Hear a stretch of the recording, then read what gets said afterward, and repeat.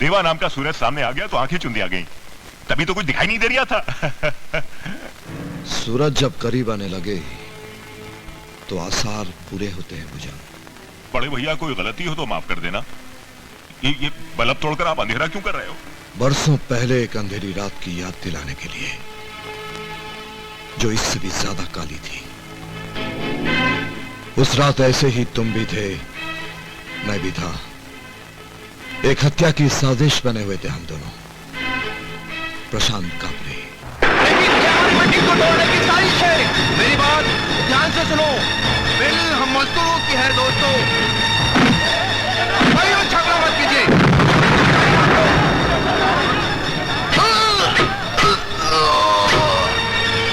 याद आया?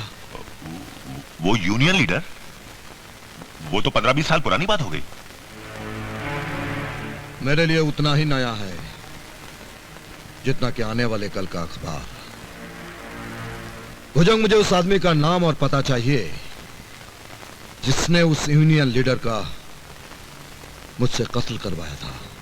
जिसने आपको प्रशांत कापरे को मारने के लिए सुपारी दी थी ना, उसी ने मुझे मीटिंग में भगदड़ मचाने के लिए भाड़े पर उठाया था। इसके आगे मुझे भंडारी ने कुछ नहीं बताया, आपकी कसम। अगर वाकई तुम्हें कुछ नहीं मालूम तो यहां उजाला रहेगा भुजंग। अगर कुछ छिपा रहे हो तो यही उजाला तुम्हारे घर को निकल जाएगा और उसी चिता में तुम अपने आदमियों समेत झोंक दिए जाओगे।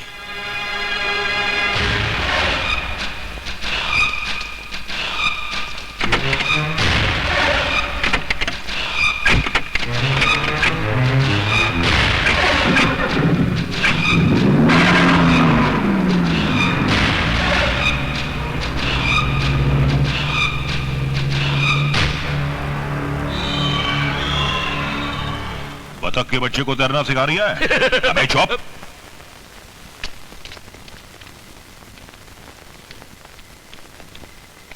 कौन था?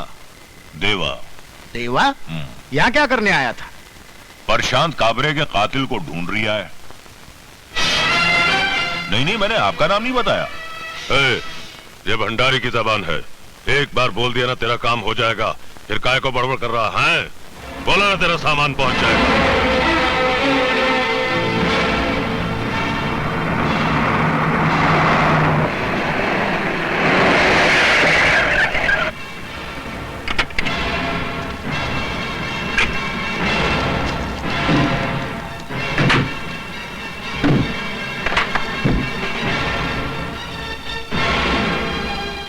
कौन हो तुम लोग?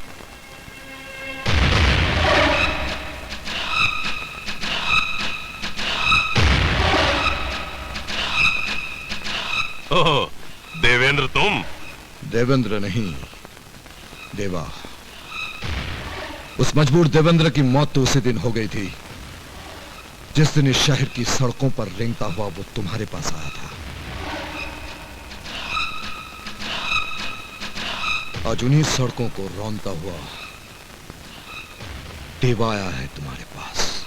जानता हूं देवा कि तुम गुनाह के सर के ताज हो गए हो। आज एक बच्चे को शहर के गवर्नर का नाम शायद ना मालूम हो, लेकिन देवा का नाम बच्चा बच्चा जानता है।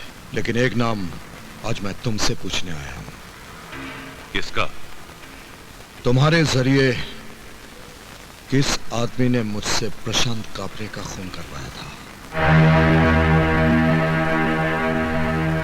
अभी तक जिंदा हो भंडारी, फिर मौत से खामोशी क्यों?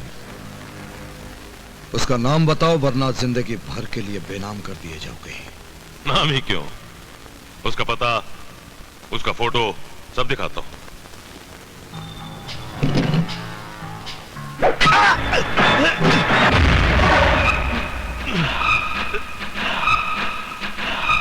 इस गलती की माफी दे दी जाएगी अगर तूने उस आदमी का नाम बता दिया तो।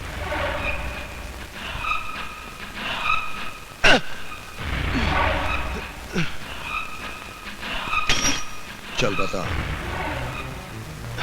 देवा जी, प्रशांत कापरे की हत्या के षड्यंत्र में कई लोग शामिल थे, लेकिन साजिश एक आदमी की थी और उसका नाम है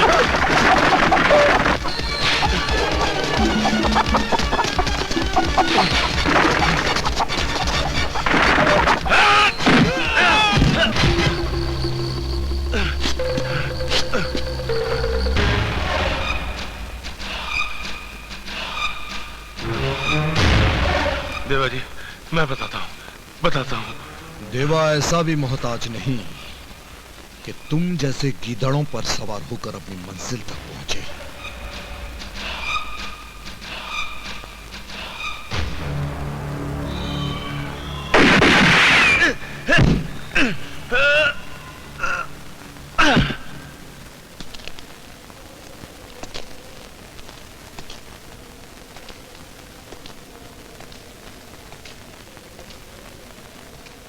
बाकी जिंदगी गुंगा बनकर ना गुजारनी हो, फिलहाल अंधे बने रहो।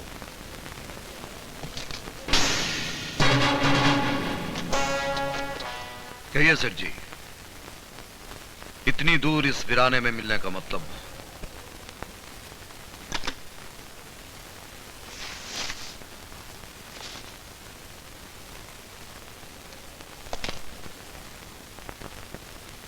देवा जी, एक आदमी मेरी फैक्ट्री और कारोबार में अड़चन पैदा कर रहा है। क्या नाम है? शेखर। क्या करता है? मेरी फैक्ट्री के मजदूरों का लीडर है।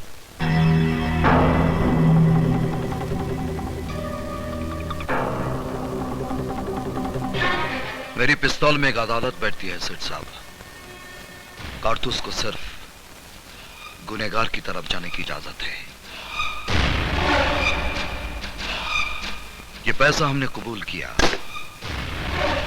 ये मानकर कि फैक्ट्री के मजदूरों ने तुम्हारी सुपारी दी है। क्या?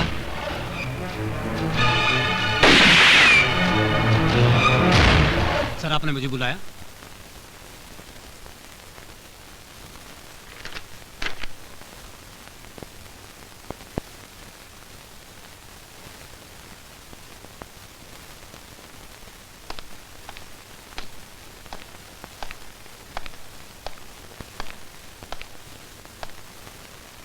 चार साल से इस आदमी की तलाश कर रहे हो, लेकिन आज तक एक भी सुराग तुम्हारे हाथ नहीं लगा।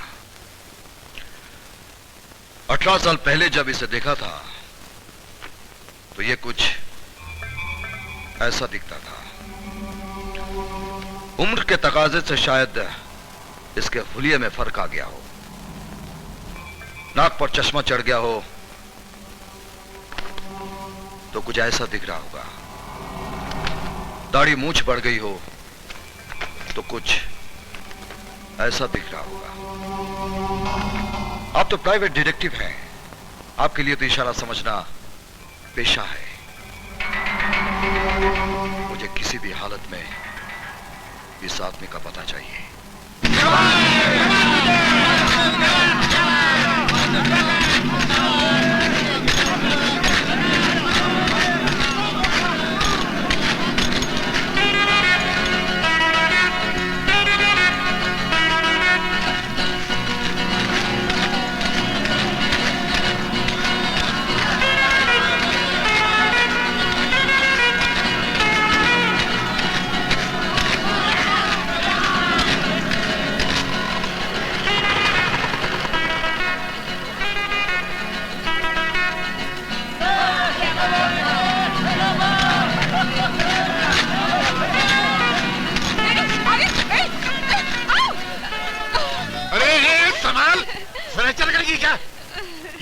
पतंग की तरह यहाँ वहाँ घूमती रहती है। तेरे को 50 मरतबा बोला लड़कियों के हॉस्टल में रहकर, और कुछ दिन लंबे झाड़ में अटकी ना तो लटकती रह जाएगी।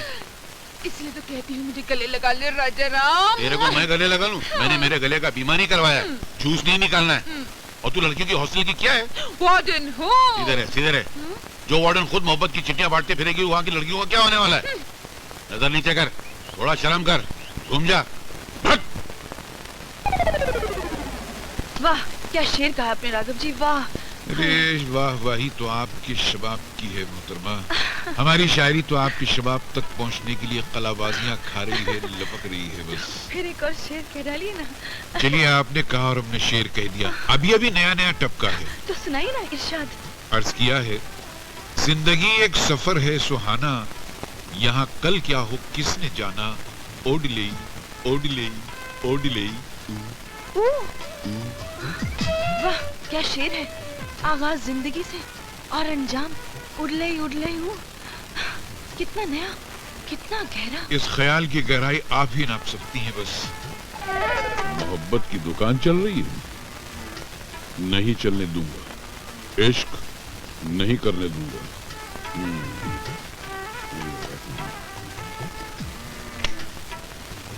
प्रोफेसर राघव, पढ़ाना लिखाना सिखाना सब छोड़ के फॉरेन प्रिंसिपल की ऑफिस में आइए। कमबख्त शीशे की दुकान में भैंसे की तरह आतंका है। चले जाइए, शायद कोई जरूरी काम होगा। अरे मोहतरमा, जो इंसान खुद जरूरी ना हो उसका काम कहां से जरूरी हो सकता है। इस बात पे एक शेर अर्ज किया है कि मोहब्बत के 3 दांत टूट गए। चले जाइए ना। अच्छा, आप कहती हैं तो चले जाते हैं। इनकी शक्ल कैसी भी हो, ओहदा तो प्रिंसिपल का है। पता नहीं ये धरती पे बोझ पैदा कैसे हो जाते हैं।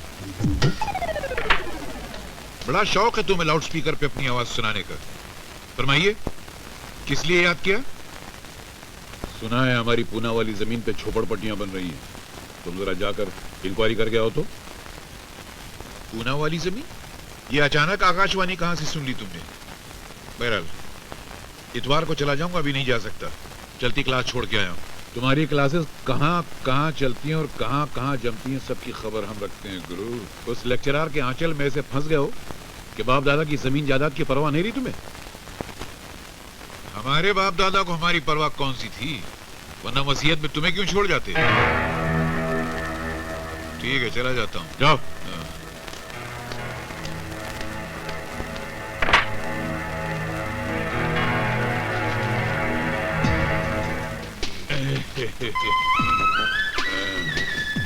अब उस लेक्चरर दुलारी को बताता हूँ। अबे बेवकूफ, भाई की तरह दाढ़ी तो लगा ली, मगर ये क्या सूट पहन के दुलारी से मिलने जाएगा? ओह, बहुत बड़ी गड़बड़ हो जाती। भाई ने क्या कपड़े पहने थे? वो सफारी। तुम गए क्या, जग हुआ अंधा कुआं, रेल छूटी रह गया केवल धुआं।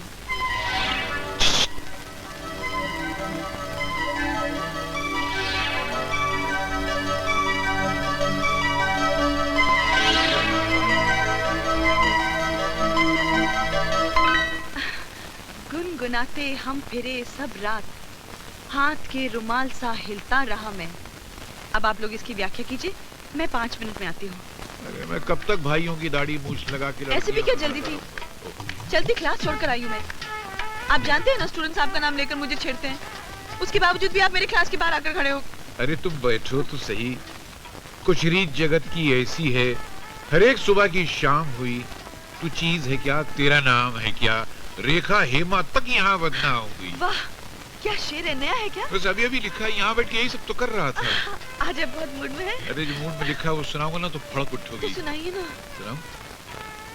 रूप तेरा मस्ताना, प्यार मेरा दीवाना, भूल कोई हमसे ना हो जाए। छोड़िए, नहीं, मैं प्रिंसिपल से कह दूंगी।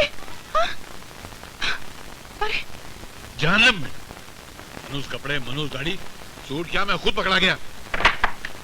May I come in, sir? Come in. Sir, मैं आपके पास एक छोटी सी कंप्लेंट लेकर आई हूँ। फरमाइए। सर, आपके जो भाई है ना राघव जी, उन्होंने मुझे छत पर बुलाकर मेरे साथ बहुत बुरी हरकत की सर। मैं शर्म से पानी पानी हो गई सर। अरे रे, लानत है उस पर, मतलब बहुत ज्यादा बुरी हरकत की। Yes sir. मैं अपने भाई की तरफ से माफी मांगता हूँ, मुझे मतलब उसे ऐसा नहीं करना चाहिए था।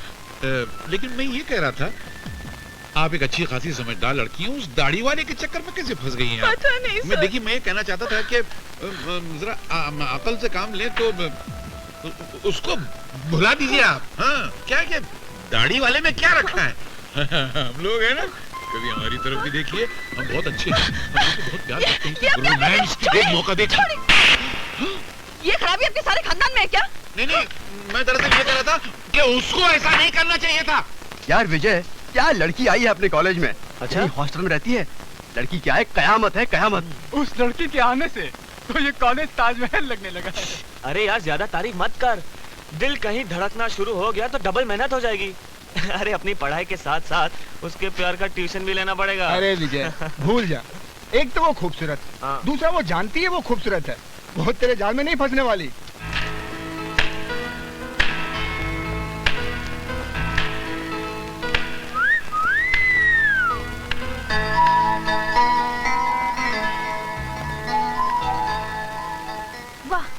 कितनी सुरीली सीटी थी। आप मुझे भी सीटी बजाना सिखाएंगे प्लीज? हाँ हाँ, क्यों नहीं, इट्स वेरी सिंपल।